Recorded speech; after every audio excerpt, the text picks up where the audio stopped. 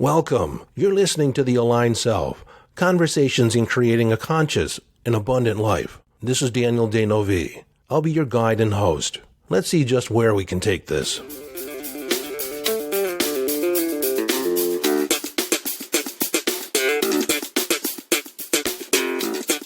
Hello, friend, and welcome back to the conversation. Today, I'm going to introduce you to a concept from Neuro-Linguistic Programming, NLP. If you don't know, I'm a master trainer in NLP, and in a few episodes, I'm going to be sharing the structure of an NLP technique that you can utilize to shift behavior, shift your habits, use to move in a whole new direction if you want. But a short definition of NLP is that it is a model of subjective experience. It's how we process information, it's how we represent the world in our head. And if we change how we represent our world, our experience, then we change the emotional content. We literally change how we experience it. What has always surprised my clients when I work with them utilizing NLP is that we'll do a process and something that has been plaguing them for years is gone in an instant and seemingly with no effort. All because we shifted how it was represented in their head. So in this episode, I'm going to be sharing a distinction from NLP, Neuro-Linguistic Programming. In fact, I should probably break down what Neuro-Linguistic Programming means because a lot of people have this impression that it's a very manipulative discipline. So neuro means nervous system. Linguistics refers to the process of internal communication. Originally, it was centered around a language model. Because as human beings, we tend to represent experiences in language. If we shift the language aspect of it and recapture some of the aspects of the experience that are deleted, distorted, or generalized, and get more specific, we can often initiate change just in changing how we talk about something. The programming aspect is what a lot of people get hung up about. It's your ability to program your communication to affect your nervous system or your neural responses. And so the power lies in your hands. Over the years, NLP has changed a lot. There's a lot of different people, a lot of different teachers, and a lot of different approaches. And there is not necessarily anymore a systematic approach to teaching NLP. My first course in Neuro-Linguistic Programming was a 21-day intensive. A residential intensive where I lived there for 21 days. I lived, thought, breathed it. It was a part of me. And my investment was the equivalent of about $8,000 just for the classes. I say equivalent because I took the course in 1988 and the value of the dollar has changed significantly since then. But enough about the history of NLP. We'll just consider it's a discipline of personal change, or a collection of techniques. So the distinction that I would want to share with you today is the idea of threshold. Now, a threshold for a door is what you walk through. It's at the very bottom of the doorway. You basically walk from one room into the next, crossing the threshold. It's been a tradition for newlyweds for the groom to pick up the bride and carry her across the threshold, leaving the single life behind and stepping into a married existence, a co-partnership. So in NLP terms, as a distinction, and a distinction is any term that we make distinct in our experience so we can use it, it becomes a tool after we create a distinction. So as a distinction, it is that point in time where we leave one state of mind and move into another. It's typically referring to a decision point. Now that you have an idea what it's about, let's talk about it in more depth. Since NLP deals with personal change, crossing a threshold is where you make a decision not to be a particular way anymore. Let me give you some examples, and these are naturally occurring examples. Let's say that you're in a committed relationship and your partner continually leaves something on the floor, in the middle of the floor, in the middle of, where you tend to walk. And they don't think anything of it, and you get irritated when you first come across it, but you don't say anything. For instance, my wife used to have the habit of taking off her shoes, her sandals, and leaving them in the middle of the floor. And then I get up early in the morning and I'm walking around in the dark and I end up tripping over them. And at first, I didn't say anything. She just took her shoes off. So I cursed myself out, like pay more attention, and I put the shoes where they belong or out of the way. And then it would happen again and again.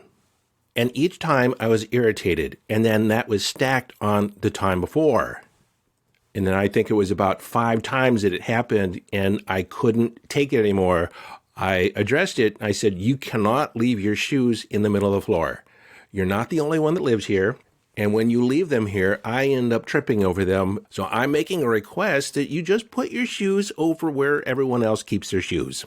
Now, this conversation took place before she was actually my wife. But when I had that conversation with her, she was like, no big deal. Sure, no problem. I'll put them over there. I didn't realize was causing you an issue. And why would she? Because I never said anything.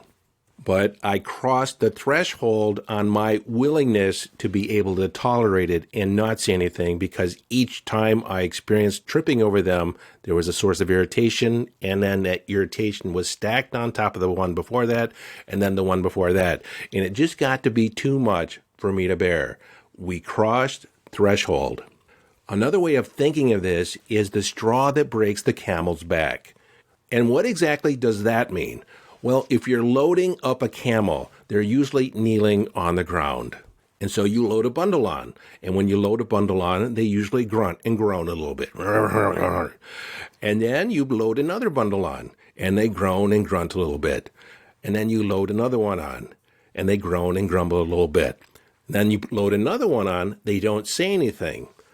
That's one load too many. So at that point, you know to unload that bundle, and that's all the load that the camel can carry. And so the straw that breaks the camel's back is that they can carry a lot until they can't.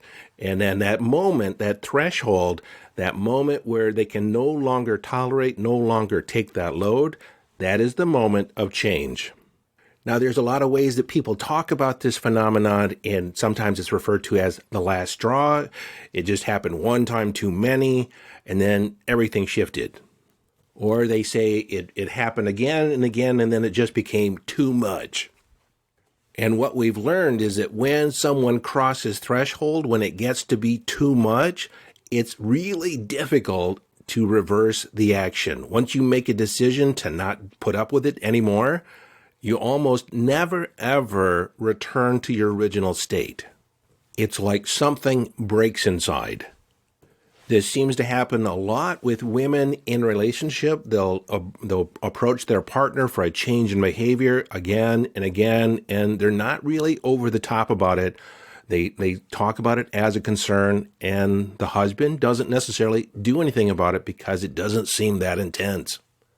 And so that behavior could persist over time until it happens one time too many and something breaks in her and she leaves. She's done. She doesn't want to deal with it anymore. This happens on the job. If you're treated a particular way, you tend to overlook it or you tolerate it. It's just kind of the way it is here. Or a boss treats you a particular way until it becomes one time too many. And then you're done. Like, I quit. And they say something like, they pushed me, and then they pushed me too far. So hopefully, as you're listening to my descriptions, you're getting a sense of what the internal dynamic, the internal emotional state is, where it becomes too much, too intense, and then there's a shift. So far, I've been talking about somewhat naturally occurring circumstances and how people reach threshold. Well, in NLP, we've discovered that we can do this on purpose. We can actually stack the impact, stack these negative feelings, these negative kinesthetics, these negative sensations, and associate them with a particular behavior. Now, the word associated and dissociated are very important because typically when we're in the mode of tolerating a behavior, tolerating a circumstance in our life, we're somewhat dissociated from the total impact on our life. How is it really making us feel? What's the cost of it? What's the total cost of it? It just seems like a minor inconvenience at the time, and we're not present to or associated to the real impact over time. For instance, I had a client that had smoked for 45 years, every day, multiple packs of cigarettes a day. He knew that it was not good for him. He knew from his personal experience. He was coughing a lot more. He was having trouble breathing, was out of breath going up the stairs. His family told him that it was not a good idea. They didn't like the smoke.